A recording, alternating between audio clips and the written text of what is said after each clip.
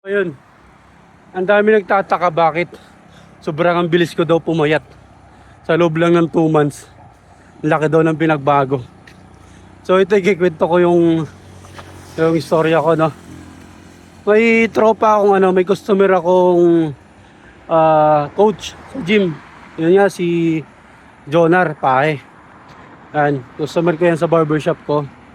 Nung time na ginupitan ko siya, nagtanong ako kung ano bang dapat iwasan pag nagda-diet ka. Dahil sabi ko sa kanya, plano kong mag-gym. So, sinabi niya, ganito, bawal ka sa bawal ka sa alak, syempre, alak. Bawal ka sa alak, lalo na sa Red Horse. Pwede naman daw sa hard, pero yung tipong chill na shot lang. Yun sinabi niya. Tapos, sa isang pinagbawal niya ulit ay lahat ng matamis. Yun, tanggalin yung matamis na nakasanayan ko, soft drinks o kape na matamis. Tanggal lahat yun, chocolate, tanggal lahat. Pangatlong sinabi niya, yung sabaw, kahit anong sabaw, o kahit linaga, sinigang o tinola, basta sabaw, bawal. So ayun, nagka-idea na ako. Sige nga ako. Dadayet ako. Pero hindi muna ako nag-gym nung nalaman ko yun.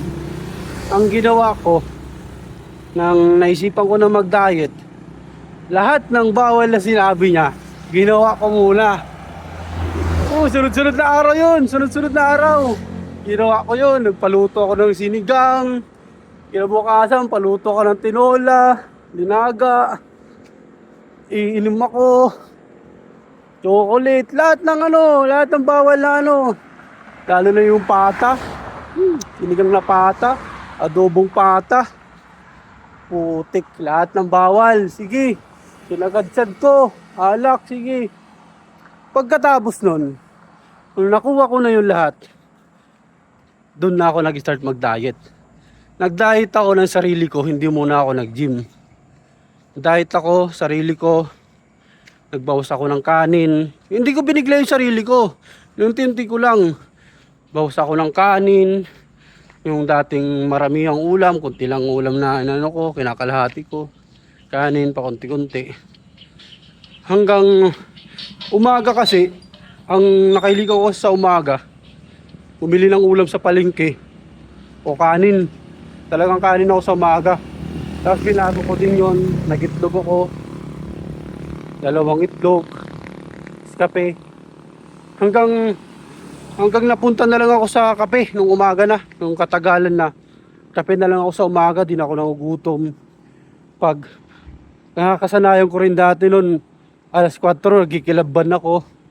Tapos ang ginawa ko doon, bumili ako ng wheat bread. Tapos palaman na peanut butter na pang diet, wala siyang lasa. Malalasahan mo lang talaga mani.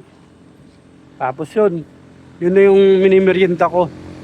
Hanggang nga umunti, tapos umunti rin yung kain ko. Pwede sa gabi, minsan sa gabi hindi na rin ako kumakain. Nung nadisiplina ko na yung sarili ko, nadisiplina ko na siya. Okay na, hindi na ako na-attempt ng mga pagkain, hindi na ako ng mga matatamis, chocolate. Hindi na ako nadidemonyo kahit sino nasa harap ko.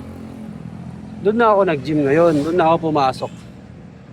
Nung time na pumasok ako sa gym, sabi ni Coach Jonar sa akin, bibigyan muna kita ulit ng 1 month. Sige, mag-gym ka dyan, tapos bahala ka muna sa diet mo. Di nag-gym ako 1 month, bahala ko sa diet ko. Sige, yung diet na nakasanayan ko, inulit ko lang. Pagkatapos ng 1 month, tsaka niya ako binigyan ng diet niya. Yung calorie deficit. Doon, binigyan niya ako nun. Bali, sa loob ng 2 months, 1 buwan lang niya ako binigyan ng diet plan. Pero nung binigyan niya ako ng pan-diet niya, inis na inis ako kasi alam mo na sana yung katawan ko na hindi lang yung kinakain. Tapos yung diet na binigay niya sa akin is may almusal, tanghalian, may pang 4:00 pa. panggabihan. Wala, hindi na sana yung katawan ko. Sabi ko, bakit sobrang dami nito kinakain ko?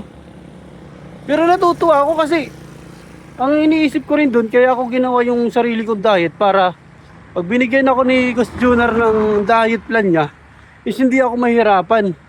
So ayun nga, sumubra pa yung diet ko. Sumubra pa yung pagtitipid ko sa pagkain na pagdating sa diet ni Gus Junior is para sa akin, sobrang dami naman na to. So ayun, kaya doon ang bilis ng proseso nung pag-diet ko. Ang ginawa ko talaga, ang pinakasusi talaga doon ay disiplina sa sarili. Disiplinahin mo muna yung sarili mo bago ka pumunta sa gym. Kasi yung gym, 20% lang ang matutulong sa iyo doon eh. Lalakas ka lang pero hindi sa yung tataba na papayat ka doon na Hindi. Kailangan disiplinahin mo yung sarili mo sa pagkain. Lalong-lalo na sa sugar. Kasi ang sugar kasi ang magtutulak sa iyo na kumain ng kung ano-ano, mag-crave ng kung ano-ano. Tanggalin mo yung sugar, tanggalin mo yung alak kasi pag lasing ka, malakas ka lumamon. Tanggalin mo yung tanggalin mo yung sabaw.